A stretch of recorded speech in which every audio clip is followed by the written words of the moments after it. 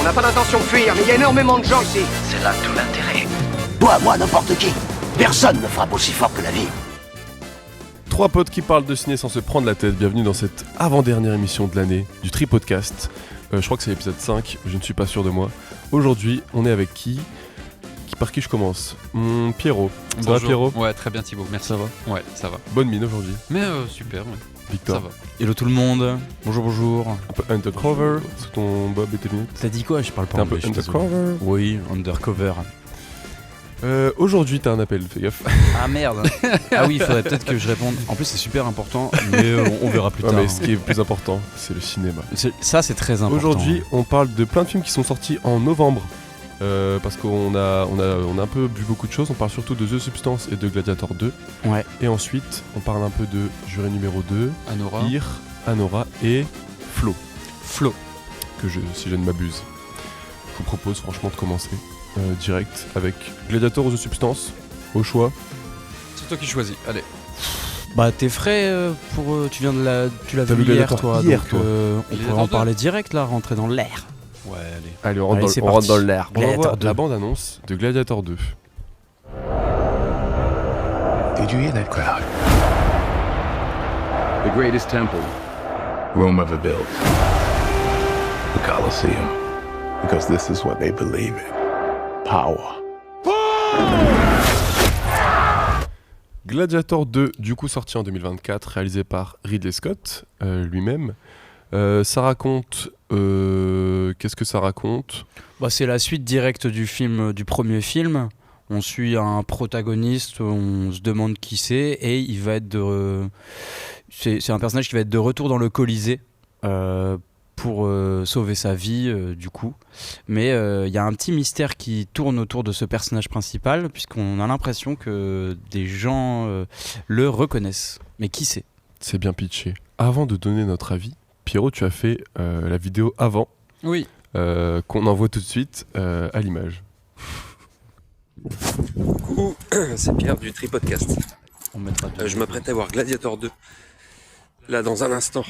Je m'attends à énormément d'anachronismes et j'espère plus trop rien de Ridley Scott depuis pas mal d'années maintenant.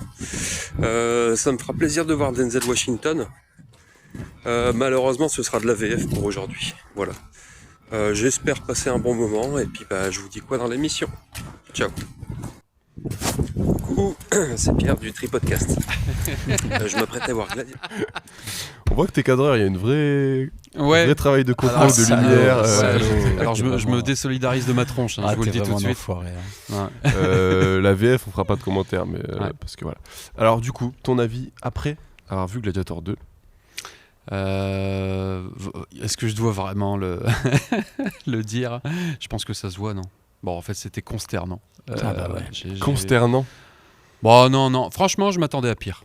Honnêtement, je Ok. m'attendais à pire, mais il y a quand même des... Enfin, c'est pas un bon film, quoi. D'accord. Victor qui est sorti de la salle. Toi, t'abuses tout le temps, t'abuses. Ah non, mais moi c'est, Ah, je crois que c'est le seul film de l'année où je suis sorti avant la fin, hein. Sans problème, hein, vraiment aucun sorti, y a remords. pas Ah bah d'âme, ouais, c'est parce ok, qu'en aucune fait âme, ce mec. j'ai compris que ça faisait 2h30 que je regardais un film et que les arcs narratifs de tous les personnages allaient se clore à la dernière séquence, et du coup je me suis dit bon, en fait ça fait chier quoi, il y a aucune histoire dans ce film, Rome ça fait 100 mètres, c'est bon, vas-y, j'arrête de regarder ce film pourri là, que je comprends rien, laisse tomber. Moi, j'ai bien aimé Gladiator 2. Ah, putain. C'est vrai. Ah ouais ? Pas vrai, mais comment? Moi, j'ai kiffé. Explique-moi un truc kiffé. que t'as bien aimé dedans. Bah moi, je l'attendais de ouf parce que j'aime bien le 1 et j'aime trop le casting. Tout le casting, je les aime trop. Et Ridley Scott, malgré ses défauts, a ses qualités quand même. On en a assez parlé dans Alien et dans d'autres choses. Mais il a de la thune, quoi. Et il y a Ça, y a des moyens. Et franchement, je savais, peu importe, tu vois, la bonne écriture du scénario et tout, que j'allais voir des images cool qui allaient me faire kiffer. Et en vrai, ça a été le cas. Même les parties dans le Colisée, moi je trouve ça bien. Le rhinocéros, trop bien, les bateaux, Ah ouais. même les singes. Et même, moi j'aime bien aimer le discours, tu vois. Alors, on a vu plus subtil dans l'histoire du 7e art, mais il y a un discours anti-impérialiste sur Rome, une sorte de parallèle avec les États-Unis, un peu évident. Mais je trouve, moi j'ai bien aimé, ça m'a fait plaisir que ça parle un peu de l'illégitimité du pouvoir occidental et tout. Bon, tu commences ou je commence, Pierre? Je sais pas, enfin, moi, tout ce que franchement, je on peux peut y dire, aller c'est tous les deux. que justement, tout ce que t'as aimé, moi, je l'ai détesté. Ouais, mais pareil. vraiment, tu vois, genre les singes du numérique, là, mais quand tu t'appelles Ridley Scott, tu peux pas laisser passer des trucs numériques comme ça, quoi. C'est vraiment. Ils sont pas si mal faits, moi, ils me font affligeant. flipper. Les singes, ils sont horribles. Les Bah, on singes, dirait ils un sont mal peu faits. des Rottweiler. Le rhinocéros, mais- à la limite, je te l'accorde, ça passe encore, tu vois, mais les requins, en plus, tu les vois quoi, 10 secondes, ça valait même pas le coup. Mais de des les mettre. requins. Et comment tu fais pour remplir le Colisée d'eau? Mais il tu le vois faisait vraiment, par contre. Il le faisait Je te vraiment. jure qu'il le faisait vraiment. Je suis vraiment une quiche en histoire. Mais non, enfin vraiment, moi en fait ce qui me dérange dans ce film, c'est que par exemple la Batmobile. Non. C'est bon, on a le point Batman. Let's go. Dans ce Gladiator. Hein, voilà. Ce qui me dérange Gladiator. là-dedans, c'est apparemment la séquence du début devait être tournée en 9 semaines.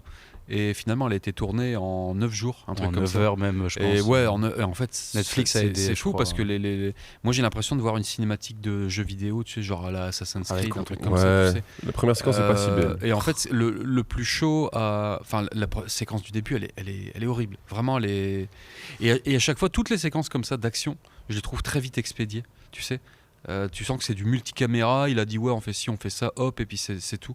Enfin, il n'y a pas de souffle épique, tu sais, dans toutes les scènes. Je ressens pas de l'inventivité. Tu vois, enfin, pour moi, la narration visuelle, elle est pas là, quoi. Ça aurait pu être Ridley Scott, ça aurait pu être quelqu'un d'autre derrière la caméra, ça changeait rien au film. Voilà. Je sais pas si on parlera du casting, si on en parle maintenant ou après, tu vois, mais les deux empereurs là. Oh, putain. Ouais, avec il y en a un des deux, c'est Robert Downey Jr. C'est le sosie de Robert Downey Jr. en tout jeune. Ouais. Ah ouais. Enfin, moi j'ai trouvé. Ah si, de ouf. Je trouve qu'ils en font des tonnes. Mais alors après, c'est peut-être voulu. Hein. Mais, Ouais, je pense. Mais alors après, c'est toute l'intrigue qui se déroule dans ce film. Je pense qu'il y a des séries c'est marrant de voir parce que Gladiator 2, le premier Gladiator, en fait, il a lancé ensuite après lui toute une série de films et de séries qui se passent à la même époque. Et en fait, force est de constater que maintenant, à l'heure de Gladiator 2, tu vois, mais en fait, il arrive même plus à rivaliser avec ce qui a été fait après le premier. C'est-à-dire, il y a des séries de bien meilleure qualité en termes d'intrigue, d'histoire, de jeu d'acteurs. Qui surpasse mais largement ce que j'ai vu hier, quoi. C'était wow. Bah ouais, j'avais lu que le premier avait relancé quand même cette façon de faire des péplums et tout ça, avait relancé le genre en fait. Ouais, qui est pas forcément la meilleure des façons. Parce que franchement, je préfère encore me mater Ben Hur, tu vois, que le premier Gladiator. Déjà, j'avais pas dire que j'avais détesté, tu vois, mais je l'avais trouvé cousu de fil blanc. Ah, le Moi, j'ai l'impression que les gens, pour critiquer le 2, ont revu le 1 à la hausse. Moi j'aime bien le 1, j'aime beaucoup ce film, mais les gens étaient en mode genre justement je trouve pour critiquer le 2 et dire qu'il est beaucoup moins bien, faisait de Gladiator 1 le truc au Panthéon, quoi, alors que franchement les deux, je vais pas dire les deux se valent, mais les deux se valent. Ah non, archi pas. Si je devais choisir, je garderais le premier quand même, tu vois. Mais Peut-être aussi parce qu'il moi, y a plus d'impact émotionnel, etc. Mais en vrai, le 2, je trouve il y a plus de couches, il est plus profond que le 1. Mais t'es un malade. Le 1, c'est juste Maximus. Mais t'es un malade. Il y a combien de. malade. Mais non, mais attends, il y a combien de flashbacks dans le 2 qui te parlent du 1 pour te dire regardez, c'était bien le 1, vous vous souvenez? Bah ça, c'est la suite. Oh, vous rendez compte, c'est trop bien. Pas en générique du début, t'en as même à la toute fin. Ah putain, vas-y, c'est bon quoi, j'ai envie de voir un autre film. Comment ça surfe là? C'est pas Star Wars Gladiator? Oh, puis cette main qui caresse le bleu. Non, mais moi, j'en peux plus. Non, mais c'est terminé. Ça, c'est comme les gens qui crient dans l'Avatar. On l'a bouffé. On l'a bouffé, cette main qui caresse le blé, il nous le ressort. J'ai dit attendez, là c'est déjà un faux pas quoi. Ça sort direct. Moi le film commence, il y a Gladiator, ils mettent 2 i dans Gladiator pour t'annoncer que c'est le 2. C'était ridicule. Ça, t'as envie de rigoler dès la première séquence du film. Les costumes, je les trouve pas là quoi. C'est dommage, hein, c'est dommage. T'as fait vraiment production série Netflix, tu vois, les costumes comment ils sont faits au début, parce qu'on va chercher les deux héros. D'ailleurs, t'as aucune empathie pour le héros parce Ouais. qu'ils te font comprendre qu'en fait c'est déjà un héros, il est déjà super fort, mais on sait pas pourquoi, mais il est déjà super fort. Du coup, t'as pas d'empathie pour lui. Il a perdu quelque chose comme dans le 1, Maximus avait perdu sa femme et son fils ou sa fille, je me souviens pas. Ouais, elle meurt trop vite, sa femme, c'est trop bizarre. Ouais, c'est trop nul, c'est trop nul, une Tu vieille t'en fous, en fait, bataille. presque. Bah oui, qu'elle oui, meurt. c'est ça. Parce C'est que ça tu le viens de la problème que voir. j'ai. C'est vite expédié comme beaucoup d'autres scènes en fait. Non, mais c'est du fan service de merde, hein, je vais le dire. Gladiator 2, hein, c'est trop naze. Les séquences, elles sont faites dans des endroits clos. T'as l'impression que Rome, ça fait 300 mètres. Le palais des deux empereurs, là, tu sais même pas où c'est. T'as l'impression que tout se fait sur 100 mètres. Rome, c'est 100 mètres, en fait. Il y a le Colisée, une rue, là où les empereurs y dorment, et c'est tout. Et du coup, tu vois pas... T'arrives même pas à spatialiser où est-ce que ça se passe. J'ai même pas vu la fin, on m'a raconté la fin quand même. Il paraît qu'il y a une course à cheval qui se fait en 2 minutes là, et en fait on Ouais. sort de Rome super facilement Oui, c'est et ça. tout. Et en fait, ça finit, Non, mais attends. ça finit avec Spoil, cette spoil, statue spoil. de la Louve et des deux jumeaux là, tu sais. Oh là là Et là pile là en là dessous en plus. Oh tu là sais, là enfin, là pour- là en là. termes de symbolique. Elle est c'est bien à pas la hyper fin quand symbolique. justement ils se battent avec. Du C'est coup, trop naze. il s'appelle comment, Macronus? Macron- Non mais en vrai, J'ai c'est pas- ça non, Denzel, son Je crois que c'est personnage. Laurent Fabius. Il est trop con. Non, Je sais plus comment ça Gladiator s'appelle, 2. Macrimus, peu importe. Il se bat avec du coup Lucius et il le tue dans la rivière et tout. Moi je trouve ça bien. Ah ouais, il nous fait une Rocky, tu sais. C'est téléphoné. genre au moment où il est au tapis, tu sais, il y a un flashback qui fait vas-y relève-toi, puis il prend un caillou et il le tape et ça finit comme ça. J'ai trouvé ça encore une fois vite Ah, expédié. ça se termine comme ça. Attends, c'est Ouais, terrible. ouais. C'est encore Et pire puis, que ce que j'imaginais. Puis là, t'as les deux armées qui sont là face à face. Il se met au milieu, il fait un discours, tu sais, allez, Ah là là il là faut là. rebâtir Rome. C'est Qui est génial. avec moi, tu vois. Puis ils lèvent tous la main, forcément. tu vois. Regardez mes pecs aussi. Parce que ouais. s'ils se mettent à lui jeter des cailloux, tu vois, là, pour moi, le film il démarre, tu vois. Même comment ils articulent un peu la Ouais, ils la articulent prise bien, de ça, ils Rome, parlent bien. comment il planifie le truc. Moi je trouve qu'il y a c'est de moi je trouve que l'intrigue. tu t'es pris dans le truc. Tu veux voir la suite quand même. Oh là là, Tu veux voir comment ils font. Non, mais les deux là. C'est un film de trou de Comment tu balle, peux hein, laisser ouais. gouverner Oh. deux gamins, quoi, là, comme ça là. Bah justement, c'est pour horrible. dénoncer le fait que le Ah, pouvoir mais par le sang, ça a pas de sens. Et que là, il y a deux incompétents Ouais, mais là, pour le complètement coup, fous. Ouais, mais là, pour le Au coup, point qu'ils mettent un c'est singe à trop. sa place, tu C'est de vois. la caricature. Ouais, mais c'est mal fait. Je trouve ça super mal fait en fait. C'est trop caricatural pour moi. Ouais, après, c'est peut-être moi mon ressenti, mais j'ai cru à aucune histoire de n'importe quel personnage. Moi La non mère, j'y ai pas cru. Lucius, j'y ai pas cru. Même Denzel, hein, Denzel Washington, personnage, qu'est-ce que je là, m'en fous de ton personnage? Il y en a déjà eu un qui était 10 fois mieux dans le 1, quoi. Et qui avait des valeurs, toi, on sait même pas où est-ce que tu te situes.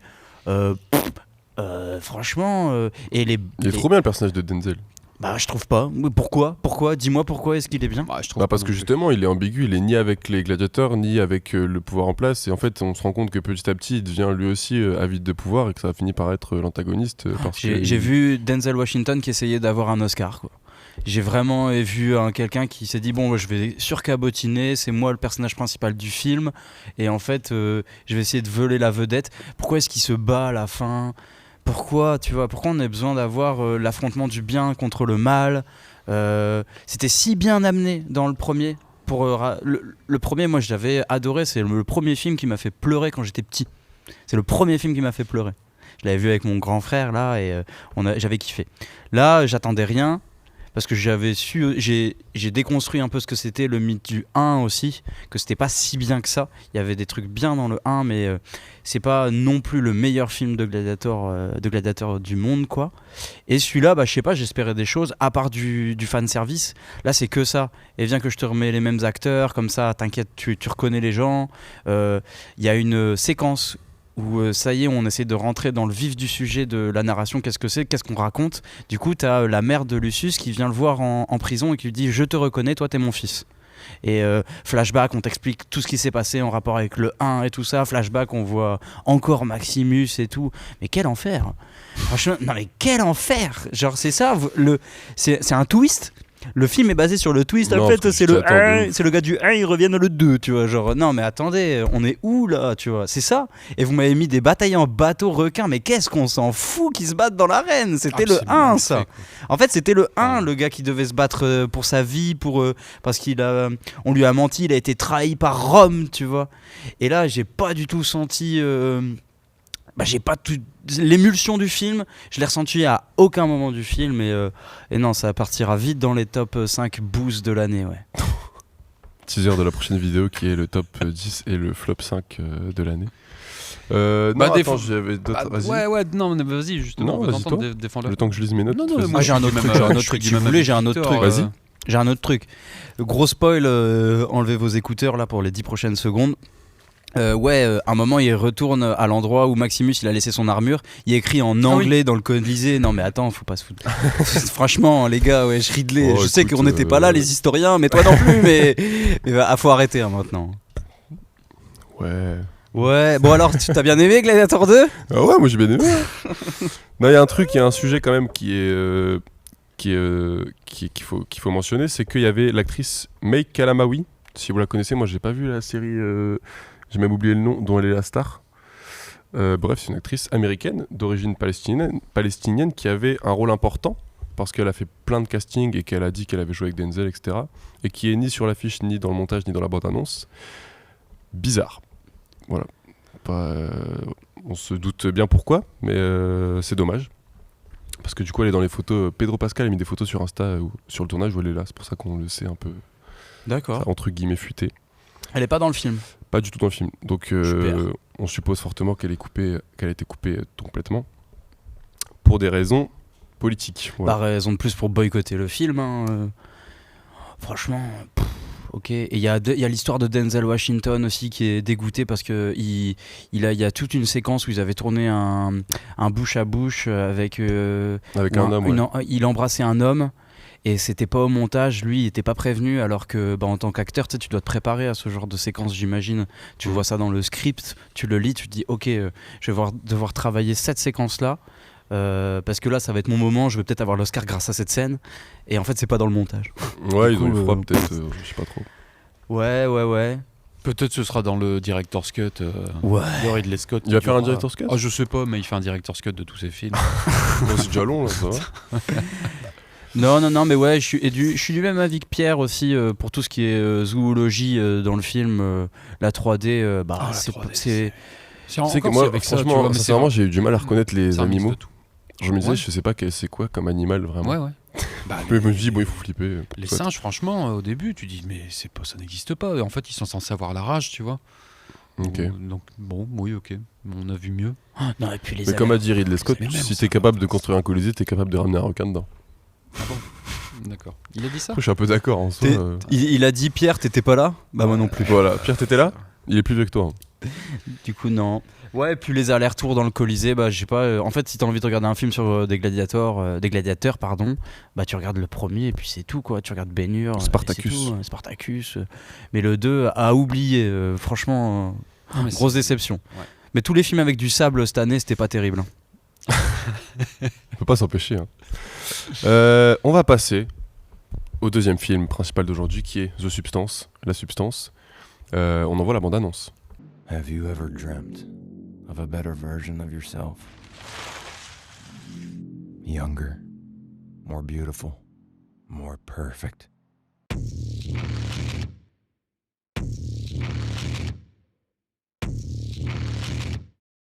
One single injection. The Substance, sorti en 2024, réalisé par Coralie Ferja, qui est une réalisatrice française, qui raconte l'histoire d'une animatrice télé qui était actrice, je crois aussi, qui commence à vieillir et qui découvre une substance qui crée un double de sa personne, plus jeune. Et donc, c'est tout. J'en dis pas plus. Merci. Et donc, on a tous les trois vu ce film. Qui commence Victor, qu'est-ce que t'as pensé de The Substance ? Déjà, je pense qu'il faut qu'on parle no spoil, une bonne partie, et après qu'on aille vers le spoil. Pourquoi ? Parce que c'est un bon film de cette année. C'est un très bon film de cette année. Donc, je pense qu'on laissera tout le monde faire un peu son avis sur ce film. Moi, j'aime bien. Moi, j'ai adoré. Tout de suite, quand je l'ai vu, je me suis dit, en le voyant même, je me suis dit, c'est super, c'est une excellente surprise pour moi. Ça fait longtemps que je veux voir ce genre de film. Et là, j'avais vu la bande-annonce. J'avais fait exprès de l'oublier un peu, cette bande-annonce, pour aller voir le film et que j'ai pas mal de surprises au visionnage. Et c'est ce qui s'est passé. Et banger. Moi, j'ai vraiment bien aimé ce film. Ouais. Pierrot. Je l'ai regardé en 3 fois. Wow. Ouais, T'es La chier série quand The même, Substance. Il est pas si long en plus. Si, un 2 petit peu, heures. je crois qu'il fait un peu plus de 2 heures. Ah ouais. Ouais, Non, mais en fait, je l'ai trouvé moyen, en fait. Ok. Voilà. Pour pas rentrer dans le détail. C'est tout. Moi j'ai bien aimé aussi. J'ai eu un peu de mal, après c'est des personnels, mais le body horror parfois me crispe. Je reviens pas tout ce qui est piqûre et tout. Ça c'est juste visuel et vu qu'il y en a plein. Surtout et à la fin aussi, j'ai un peu fermé les yeux, mais bon ça c'est pas dans les critères de si un film est bien ou pas, c'est juste que mon visionnage n'était pas le plus agréable, mais c'est un peu le but aussi. Mais sinon le scénario etc je trouve très bien. Par quoi on commence? Bah, par tout ce qui va pas. Bah non, par tout ce qui va, il y a beaucoup de choses qui vont.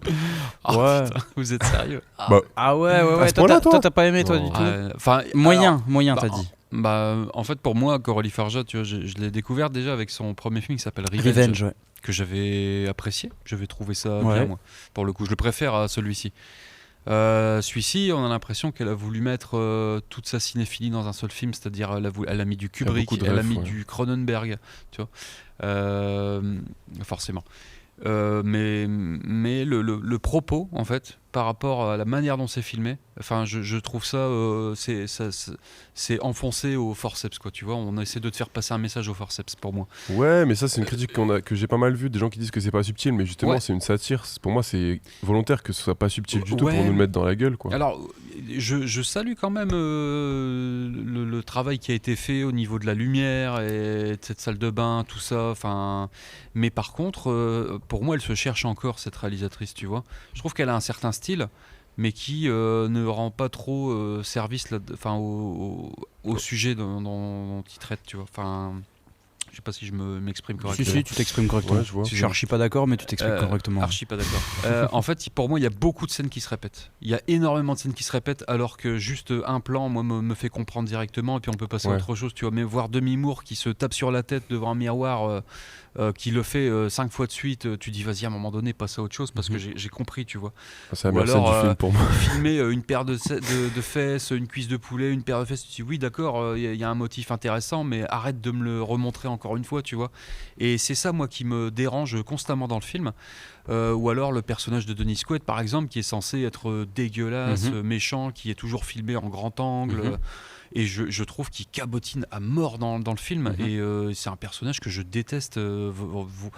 Même s'il est détestable dans le film, c'est voulu, mais je le trouve mal exploité, en fait. Enfin, ouais, c'est trop une caricature. Et le body horror, excusez-moi, mais j'ai vu nettement pire. Hein, et nettement mieux fait. Hein, parce que j'ai l'impression que cette créature, à la fin, tu vois, tu sens mais des artifices de tous les côtés, quoi. C'est bien éclairé. Ce qui fait que c'est tellement bien éclairé que tu vois tout.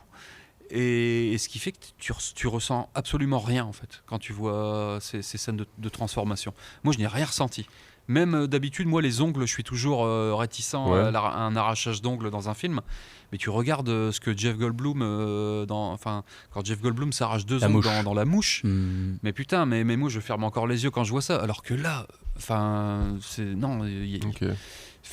j'y crois pas. Pour Mais rebondir vraiment, là-dessus, pour dire le seul truc négatif que je trouve, et après on parle de tout le bien si tu veux, c'est qu'à un moment, je suis d'accord avec toi sur des moments où on voit la réal, dans le sens où elle fait des inserts ou des flashbacks alors qu'on a compris, sans ça. Tu vois, la tâche de naissance, elle fait des gros plans alors qu'on l'a vu.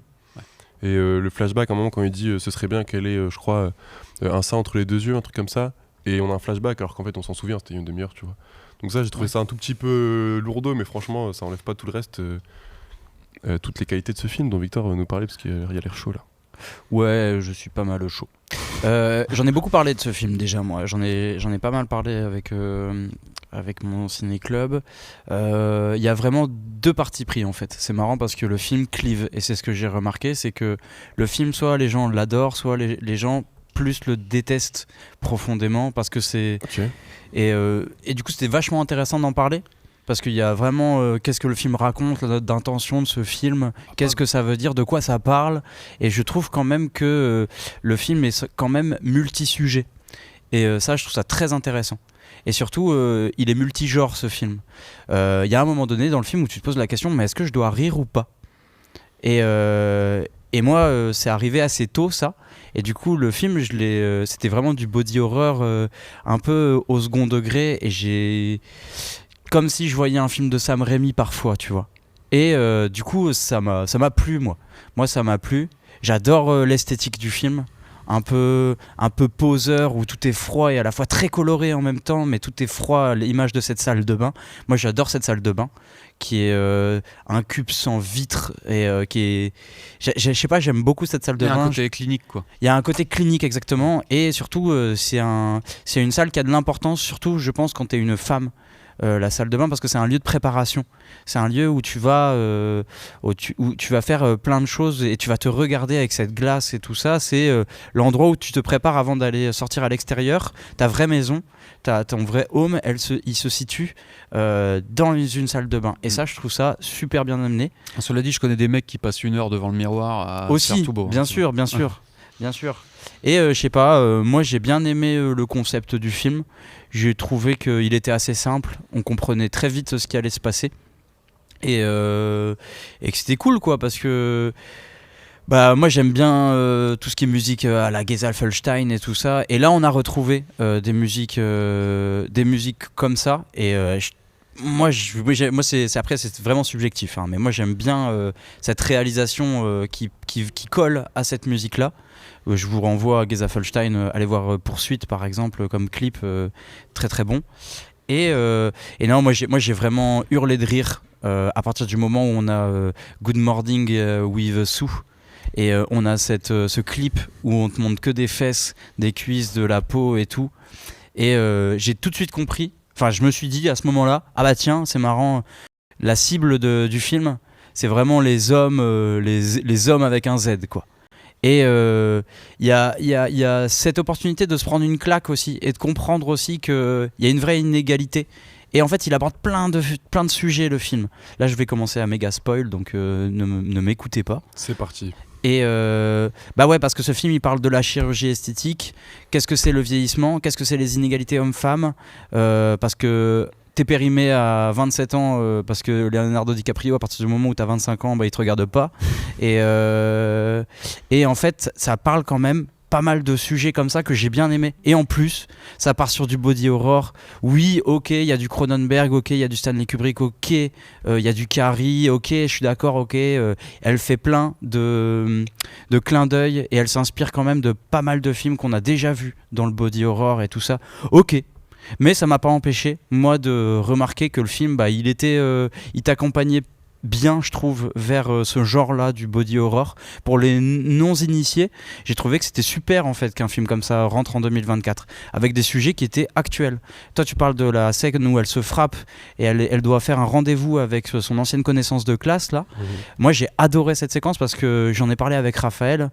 Big up à lui, si tu nous écoutes. Et... il m'a dit, tiens, c'est trop drôle. Non, c'est pas trop drôle, mais il m'a dit, j'aime bien cette séquence où elle se prépare, elle regarde l'heure, et en fait, elle est jamais assez belle. Elle est jamais assez prête. Et du coup, tu vois l'heure tourner, et en fait, elle se remaquille. Ça montre la note d'intention de ce film. Et pour ça, moi, j'ai trouvé que tout était efficace, mis à part quand même que, le fait que les 10 dernières minutes sont un peu longuées pour moi. Ouais, pour moi, ça c'est pas eu forcément moi, utile quand. Tout le film qui est long. Le sang. Tout le film est long. Ouais. Enfin, je t'en prie, Thibaut. Cette scène-là dont tu parles devant le miroir, je trouve, pour moi, c'est la scène la plus efficace parce que c'est tout le film, c'est cette scène-là en fait. C'est le fait qu'elle se déteste, enfin, elle se prépare longtemps et tout, et en fait, elle a honte de sortir parce que maintenant, elle se déteste parce qu'il y a l'autre personnalité qu'elle a vue et qu'elle. Enfin, elle se veut jeune comme avant. Et en plus, je trouve que, autant le personnage de Margaret Qualley, je trouve qu'il évolue pas tant que ça, après c'est peut-être volontaire, mais le personnage de Demi Moore, je le trouve vraiment intéressant parce qu'elle est dans une dualité de est-ce qu'elle veut arrêter ? En fait, non, mais oui, parce que ça la détruit, mais à la fois, elle aime bien la vie qu'elle mène à côté. Et en plus, dans son appart, c'est horrible parce qu'elle a une affiche avec sa tête dans la rue et derrière une affiche avec sa tête. Exactement. Donc c'est irrespirable. J'ai vraiment trouvé que ce personnage-là était super intéressant. Et ouais, tout comme tu as dit. Moi, je trouve que c'est un bon film à regarder en 2024. Y a pas. Moi, c'est vraiment. Je suis très content d'avoir vu ce film. Et ça parle. il y a des gens, je pense, qui comprennent pas le côté satirique. Justement, ils disent ah ouais, les séquences clips où on zoome sur les fesses pendant 10 minutes. Enfin, en fait, c'est le but de montrer que les gens sont habitués à ça, alors qu'en fait, c'est une catastrophe. Le rapport au corps, c'est un vrai sujet qu'on. Voilà, et c'est bien n'a pas. Je pense qu'elle que fasse ça. Je pense que de bouger son micro, ça va pas plaire à tout le monde. Ah ouais, mais le rapport au corps qu'il y a dans le film, il est vachement intéressant. On a besoin d'avoir ce sujet-là. Et je trouve que là, il est bien mis en valeur. C'est fait par une réalisatrice. Et du coup, ça dénote de 100%, enfin des 99% de films qu'on regarde et qui ont été faits par des hommes. Et là, c'est fait par une femme. T'en parlais de Revenge. Moi, c'est marrant, c'est un ancien coloc qui m'avait parlé de ce film. J'avais essayé de le lancer, j'avais pas réussi, quoi. J'avais pas réussi à le regarder et tout. Et là, je suis très content de voir que ce long métrage, il est vraiment sympa, quoi. Et j'espère beaucoup pour la suite de cette réalisatrice. Mais pareil, hein.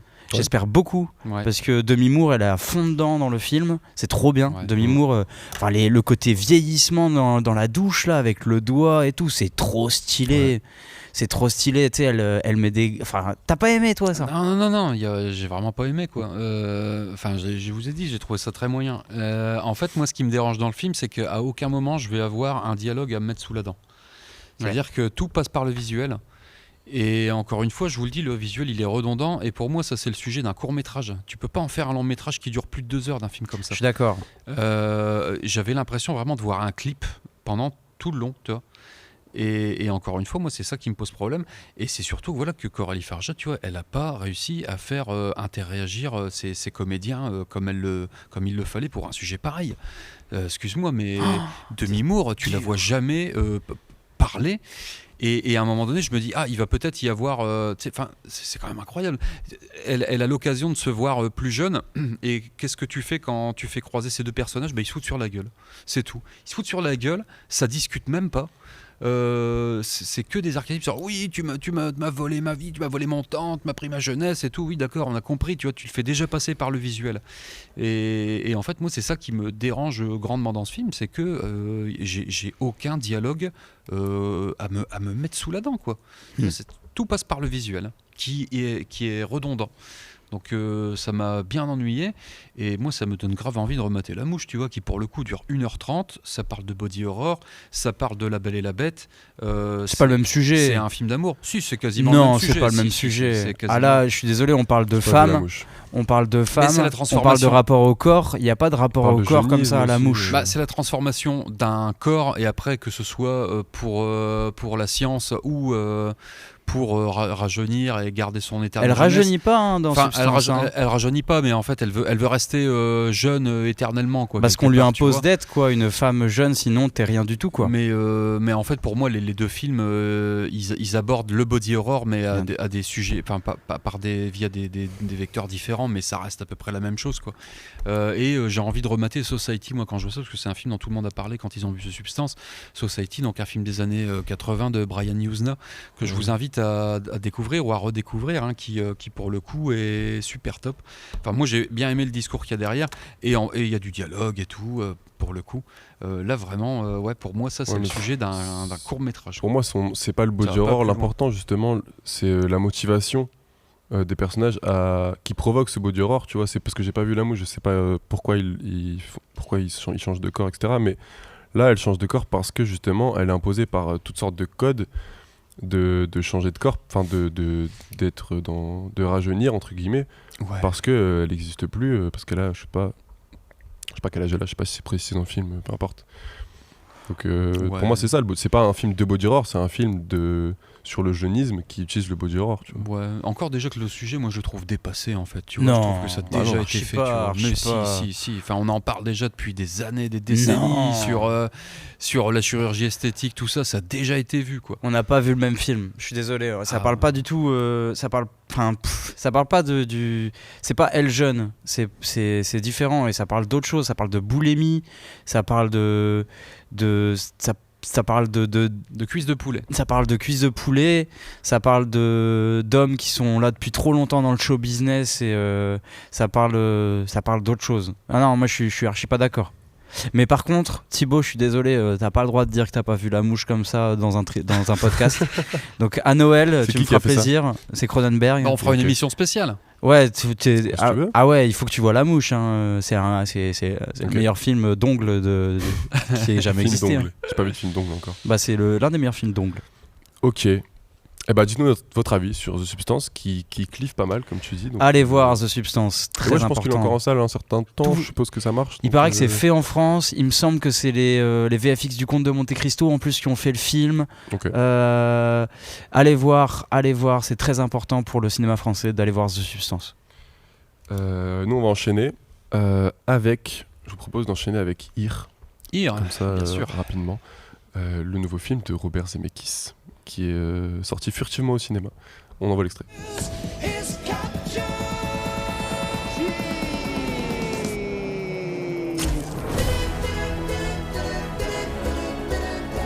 Right here is where we want to be. Here, en français, ça s'appelle Here, Nos plus belles années. Va savoir pourquoi. Pierrot vient de me lancer un script, alors que je voulais le Synopsis. scripter en improviste. À travers les âges et les époques, hommes et femmes défilent dans un lieu unique sur 3 générations en défiant le temps. Ce lieu sera le témoin unique de l'évolution de l'humanité et deviendra le théâtre de vies entremêlées, d'histoires d'amour, de conflits et de découvertes. Tout ça.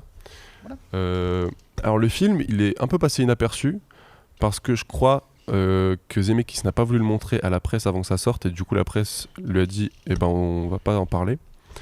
Mais nous ici on aime bien Zemeckis, on a fait plein d'émissions, on parle On de adore Zemeckis. Zemeckis. Ça va. Comment ça va Zemeckis. Ça va. Ça Moi va. j'attendais, moi j'étais hype, j'aime bien Tom Hanks aussi donc j'étais chaud. Ouais.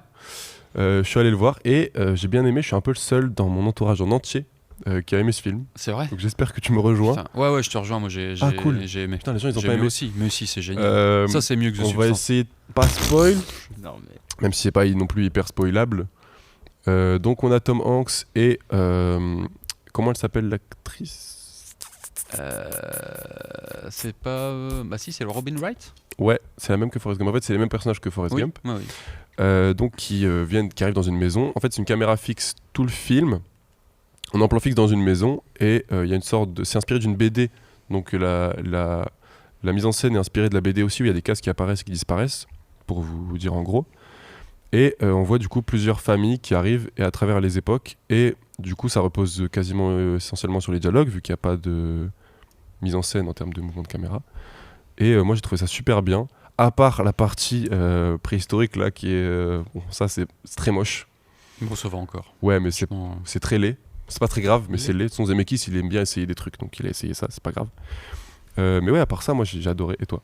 bah ouais, hein, bah du coup, moi tu me disais Zemeckis tout de suite, je me dis vas-y, c'est quoi le nouveau concept qu'il a inventé? Parce que faut savoir que Zemeckis c'est un peu le mec depuis une vingtaine d'années qui va toujours faire un film par rapport à un concept en particulier. Donc il y avait eu le concept il y a eu Forrest Gump.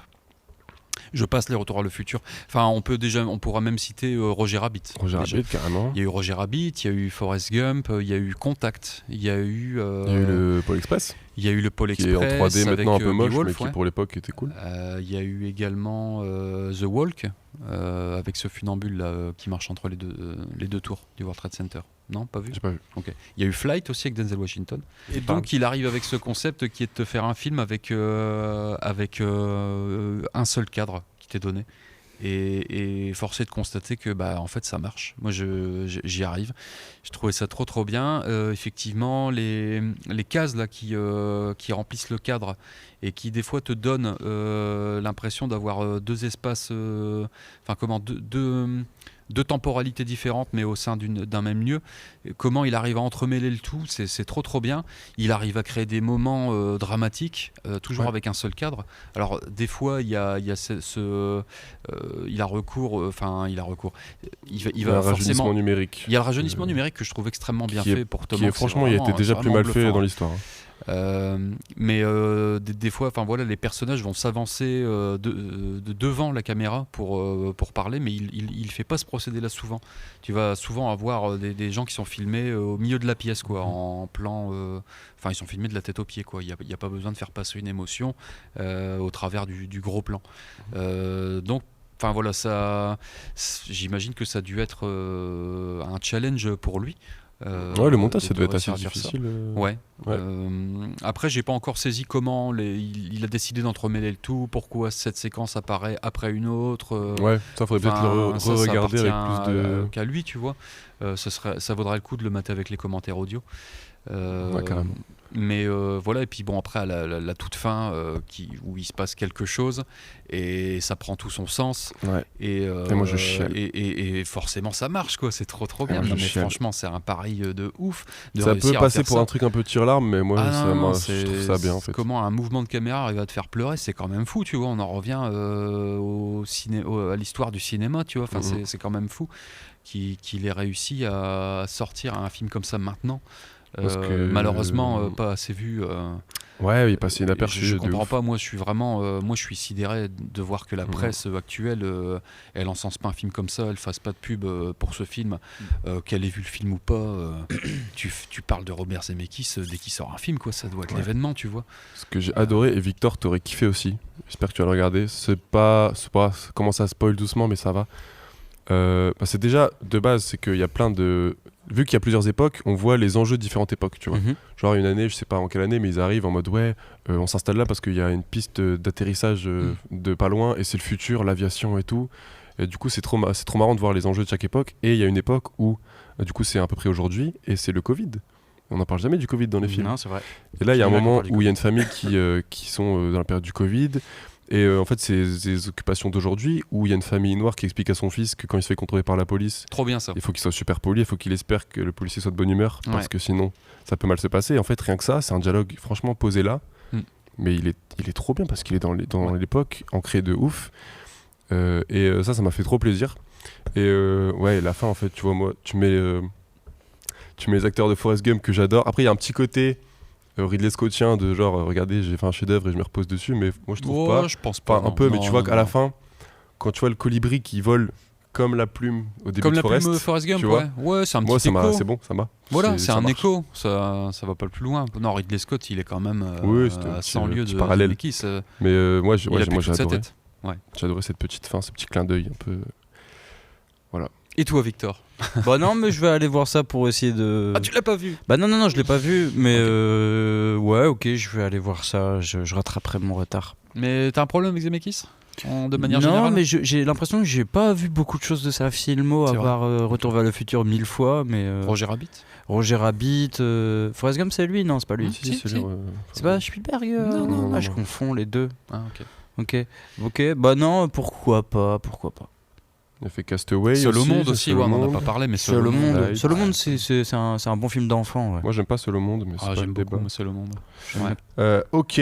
Bon, on a fait le tour sur Ir, on va pas en parler 1000 fois. Ouais, tu l'as on pas le vu. recommande Non. chaudement. Vous auprès deux, des vous avez spectateurs. vu autre chose, vous avez vu Juré numéro 2. Donc je vous laisse en parler pendant quelques minutes. On envoie l'extrait avant ça. Didn't see anything, and I figured it was a deer that ran off.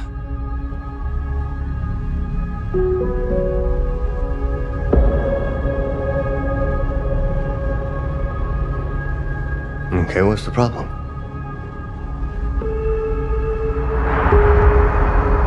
I got called for jury duty.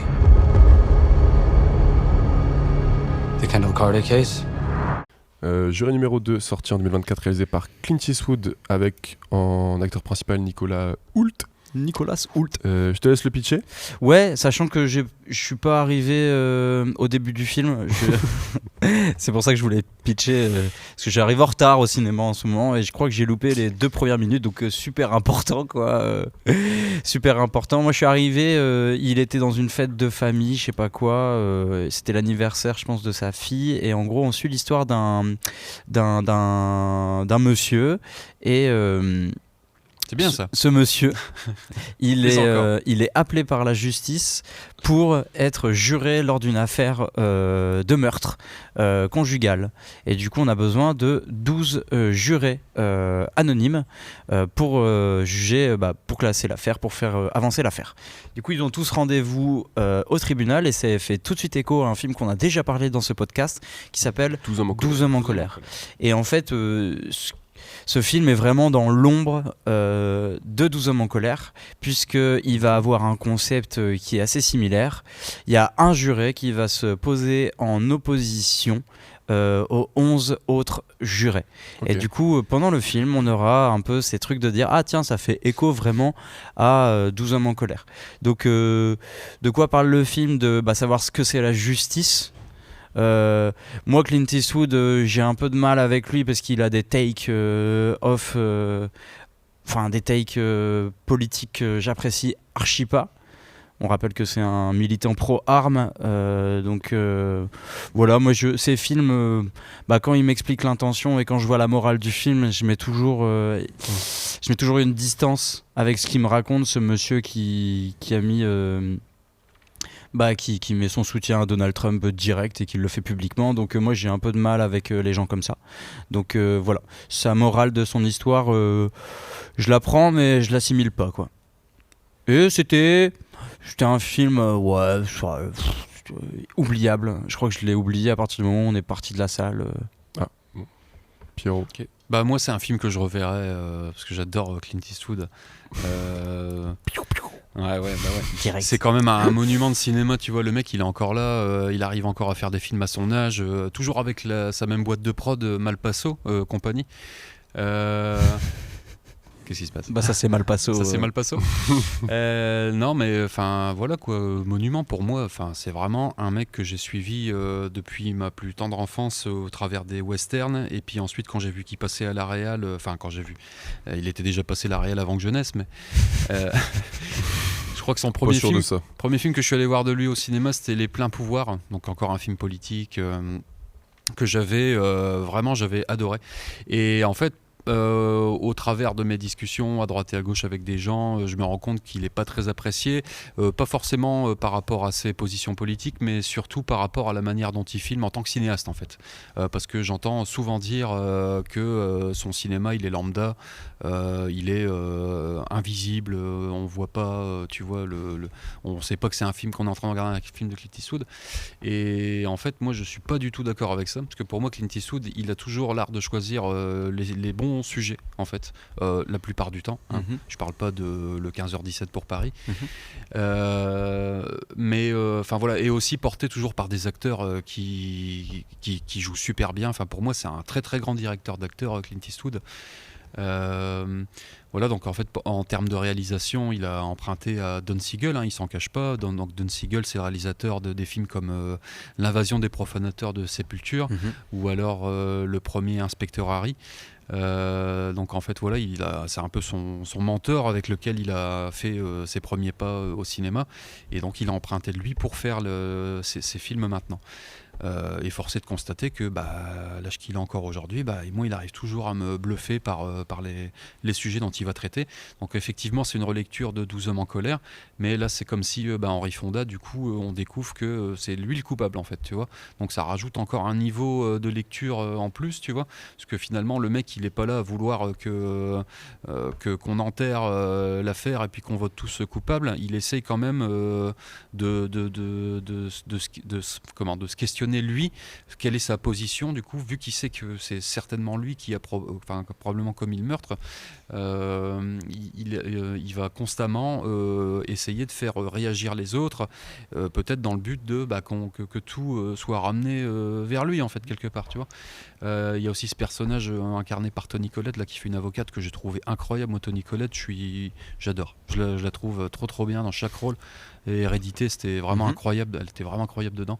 Et ici c'est pareil, elle me fait penser un peu au personnage que Jodie Foster incarne dans un film de Spike Lee là, qui s'appelle Inside Man, où elle fait une avocate, plutôt une femme d'affaires avec du nerf, qui se laisse pas faire. Et ici c'est vraiment le même personnage. Et il y a cette fin moi que j'ai trouvé aussi trop bien, quoi. Vraiment ces 5 dernières secondes avec cette porte qui s'ouvre, j'en dirais pas plus. T'as déjà un peu spoilé, je pense, j'ai l'impression. Non, pas vraiment, non. Okay. Je t'ai rien dit. Pour moi. Mais voilà, il y a encore une fois, je suis d'accord à peu près avec tout ce que les gens ont dit sur ce film au niveau de la réelle, c'est-à-dire tu vas pas forcément retenir des plans, etc. Mais par contre, moi, je suis toujours preneur des films qui va faire, Mais c'est toujours le sujet, parce qu'il y a un film sur 2 depuis 10 ans de Clint Eastwood, je regarde pas, parce que le sujet ne m'intéresse pas. Genre Cry Macho, je ne l'ai pas vu. Le dernier film dans lequel il réalise, il joue dedans, tu vois, mais il tient tête à des mecs de 30 ans, ils se battent, tu sais, mais on essaie de te faire croire qu'il gagne la baston. Tu dis bon, Clint, il faut arrêter de tourner dans tes films. Mais si c'est des propositions comme La Mule, ça m'intéresse. Cry Macho un peu moins. Et là ici, Jury numéro 2, moi je trouve que c'est toujours c'est au top, quoi. Vraiment, je suis très content qu'ils puissent encore faire des films, et j'espère qu'on en aura encore 4 ou 5. Le Yin et le Yang sur Jury numéro 2. Oui, bien sûr. Je le regarderai sur Canal dans quelques mois, parce que j'ai pas envie d'aller au ciné pour T'as pas besoin d'aller au ciné. On passe, pour finir, vous deux, vous avez vu un film que personne d'autre n'a vu. Toi c'est un petit chat, toi c'est un vieux pape. On choisit lequel? On espère qu'ils feront une suite en commun. Le pape et le chat. Le vieux chat ou le chat et le pape. Mais on verra. Non, je vais parler rapidement de Flow. Flow, c'est quoi? C'est un film, je sais même pas fait par qui, je sais même pas fait par quoi. Je sais que c'est le prix du jury d'Annecy. Et d'autres prix d'Annecy. C'est le meilleur film d'animation de l'année. Del Toro l'avait bien encensé pour dire que c'était le futur de l'animation, et il a totalement raison. C'est des films comme ça que t'aimes bien voir au cinéma, d'animation. Ça, c'est génial. C'est un laiton qui s'appelle Gintz Zilbalodis. Merci pour cette prononciation. Et c'était parfait, merci Thibaut. Avec plaisir. Et le film est vraiment sympa à regarder, c'est super. Je suis super content de voir de l'anime comme ça, parce que ces derniers temps j'ai vu que de l'animation qui était décevante. Attention, je vais enlever mes lunettes. Tu veux parler de Arcane? Ouais, moi je critique Arcane de ouf, c'est pas terrible. Vraiment, c'est pas terrible. Peut-être que j'en parlerai plus dans une prochaine émission. On en parlera peut-être un de ces 4. Ouais, j'aimerais bien quand même développer. Mais là, voilà, tir à balles réelles. Donc, si vous voulez savoir ce que je dis sur Arcane, peut-être venez pour les prochains podcasts. En 2025. Petit teaser comme ça. Et puis le dernier DreamWorks, les robots sauvages, le robot sauvage, ça a l'air très nul. Non, c'est très bien. Il paraît que ça a l'air très nul. Et je vais faire exprès d'aller le voir. Une seconde du film. Et je vais faire exprès d'aller le voir pour le dégommer. Parce que j'ai entendu des trucs sur le film, ça a l'air d'être interdit, donc je suis pressé de le voir pour le dézinguer. Et du coup, Flow, il faut aller voir ça. C'est énigmatique, c'est mystérieux, c'est super mignon. Ça dit beaucoup. Le film, donc il n'y a pas vraiment grand chose à spoil. Mais je pense qu'il faut aller voir ce film. On passe tous un excellent moment devant. Je remets mes lunettes. Ok. Et je te laisse la main. Conclave. Pierrot, tu as fait la vidéo avant d'aller voir Conclave. Oui. Conclave. On peut l'envoyer avant de pitcher un peu ça. J'ai une meilleure tête. C'est Pierre du Tripodcast. Je m'apprête à aller voir. J'ai déjà oublié le titre du film. Putain, je suis vraiment une daube. Conclave. Merci. Je vais voir Conclave. Alors du coup avec Ralph Fiennes, qu'on a adoré évidemment dans La Liste de Schindler, mais pas dans Dragon Rouge. Donc du coup je m'attends. Déjà j'aimerais bien ne pas m'ennuyer pendant le film. Parce que là, je sors du resto. Voilà. Donc voilà, une intrigue au Vatican, pourquoi pas. Le sujet m'intéresse. Voilà, j'espère que je vais passer un très bon moment. Oui. Et je vous dis quoi dans l'émission? Ciao. Pierrot à 3,5 g. Absolument pas, putain. Ouais, j'ai bien le Vatican, j'ai film. Non, j'ai juste bu une bière blanche ce soir-là, c'est tout. Écoute, et donc je prenais la route quelle a été ton expérience de visionnage? J'ai ronflé. J'ai ronflé 4 fois pendant la séance, et c'est ma voisine qui m'a fait du coude pour me réveiller. Oh non, le pire. Le pitch. On a un pape qui meurt. C'est ça. Et il faut un nouveau pape. Il lui faut un prétendant. Huis clos dans le Vatican. Voilà. Un thriller à rebondissement. Alors, à rebondissement, ça c'est vite dit, parce que putain, au bout d'1 heure ça décolle, quoi. Et encore, quand je dis ça décolle, il ouvre un tiroir, quoi. Okay. Tu dis putain, c'est ça le truc. Non, mais alors le casting super bien. Ralph Fiennes, moi j'aime beaucoup. Il y a même John Lithgow, donc pour ceux qui ont grandi dans les années 90, c'est le grand méchant dans Cliffhanger de Rennie Harlin, qui joue aussi dans L'Esprit de Caïn de Brian De Palma. Voilà, entre autres. Et en fait, c'était ennuyeux, mais en fait, il faudrait que je le revoie. Parce que ça fait partie de ces films où j'ai peut-être pas saisi au premier visionnage la grandeur de truc, tu sais, c'est un peu comme Anora, dont on parlera peut-être tout à l'heure. Enfin, vraiment, ouais, je me suis ennuyé à mourir, quoi. Beaucoup de plans fixes, énormément de plans fixes. Les dialogues je les trouve redondants. C'est vraiment au bout d'une heure que ça décolle et à la toute fin il y a un petit message qui rentre un peu dans l'air du temps, tu vois.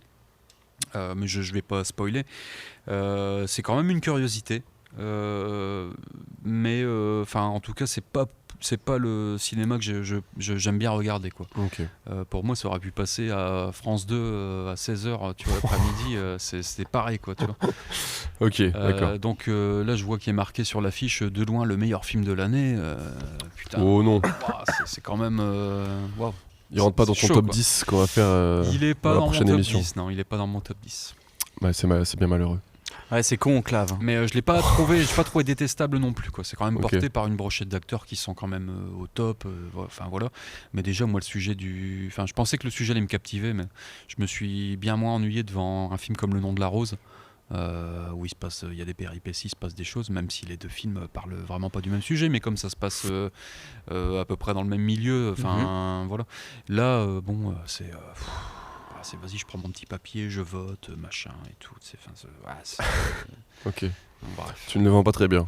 Ouais, non, c'est pas. C'est tout le contraire de ce que les journaleux ils ont mis sur l'affiche du film. Un Ouais. thriller captivant, absolument pas. De loin le meilleur film de l'année, absolument Ouais, pas. non, Un dénouement incroyable, absolument pas. Et... je sais pas. Ouais, le dénouement, il est quand même. À Skip, il y a les 10 dernières minutes, elles sont, elles sont pas mal. Ouais, les 10 dernières minutes, elles sont pas mal, tu vois. Mais c'est tout ce qui est en amont, ça prend trop de temps, quoi. Eh Tu ben, vois. Enfin, on ira en retard, comme ça on arrive pour le dernier trop, quart d'heure. je vais faire comme d'hab, et j'arrive on en kiffe. retard. je comprends que ça puisse plaire à une certaine catégorie de personnes, tu vois. Les gens qui s'endorment au cinéma, par exemple. Les gens qui aiment le pape, peut-être. Il y en a encore. Ouais. je sais pas. Et ben voilà, pour un joli tour de ces films de novembre, on n'a pas tous fait, mais on espère que je sais pas ce qu'on espère. Allez les voir aussi, faites-vous votre avis, dites-nous en commentaire. Ouais, il y a des films à aller voir là. Il y a pas mal de choses là, novembre-décembre, c'est cool. La fin de l'année, elle est vachement bien quand même. Hein. Il faut aller au Cinoche. Nous, on y est allé beaucoup cette année et on va faire dans la prochaine émission notre top 10 et notre flop 5 qui va Oui. être palpitant, je pense. En work in surtout, progress, mais ça va être ça à peu près. Ouais, on est mi-décembre quand on enregistre, donc il en manquera forcément, mais ça devrait Il y a aller. le Seigneur des Anneaux qui arrive. Est-ce qu'on a des petites recos? Est-ce qu'on a des petites recos, cinéma ou pas, en parallèle à faire? Moi, j'en ai. Vas-y, Eh ben, vas-y, allez. Pierre. Du coup, par rapport à jury numéro 2, si vous aimez bien les films de tribunaux, je vous conseille JFK d'Oliver Stone.